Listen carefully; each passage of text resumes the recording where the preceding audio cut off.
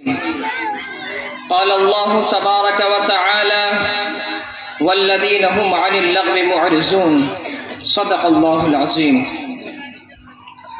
وقال النبي صلى الله عليه وسلم من صمت نجا او كما قال عليه الصلاة والسلام.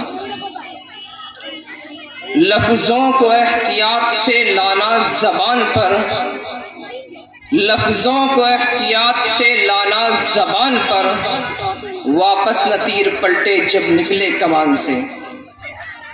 اسٹیج پر رونق افروز علماء کرام، اساتذہ کرام، میرے ہم مشن ہم مکتب ساتھیوں، السلام علیکم ورحمۃ اللہ وبرکاتہ.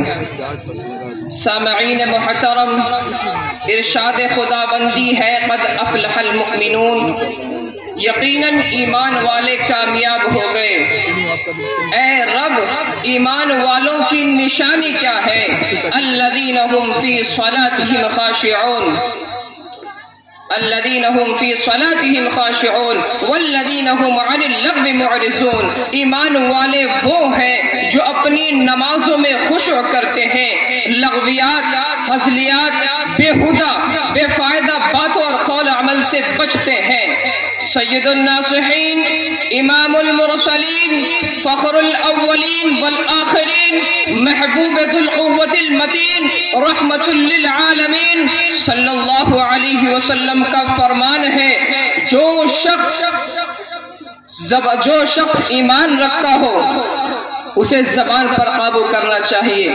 یہ زبان جو اللہ تعالیٰ نے ہمیں عطا فرمائی ہے کتنی عظیم نعمت ہے، کتنا بڑا انعام ہے، بلکہ حقیقت میں خالق کون و مکان نے ہمیں بولنے کی ایسی مشین عطا فرمائی ہے جو پیدائش سے لے کر مرتے دم تک انسان کا ساتھ دے رہی ہے، اپنی ذمہ داری نبھا رہی ہے. اور چونکہ اس مشین کے حصول میں کوئی محنت و مشقت نہیں ہوئی، جان و مال اور وقت نہیں لگا، تو اس عظیم نعمت کی قدر و منزلت ہمیں معلوم نہیں ہوتی.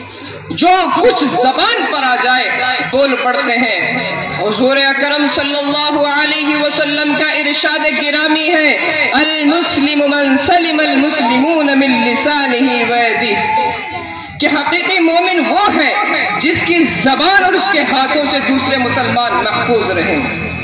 لیکن افسوس صد افسوس، آج قوم کے بڑے لوگوں کو دیکھ لیجئے، معاشرے کو دیکھ لیجئے کہ زبان سے کیا کچھ زہر اگلتا ہے، آگ برستی ہے. زبان سے نکلتا ہے تو جھوٹ نکلتا ہے، زبان سے کلمات ادا ہوتے ہیں تو بد اخلاقی کے کلمات ادا ہوتے ہیں، زبان سے وہ جملے ادا ہوتے ہیں جو بھائی بھائی کو جدا کر دیں، باپ بیٹوں میں دوری ہو جائے، بھائی بہن میں رنجش ہو جائے، بسا بسایا گھر برباد ہو جائے.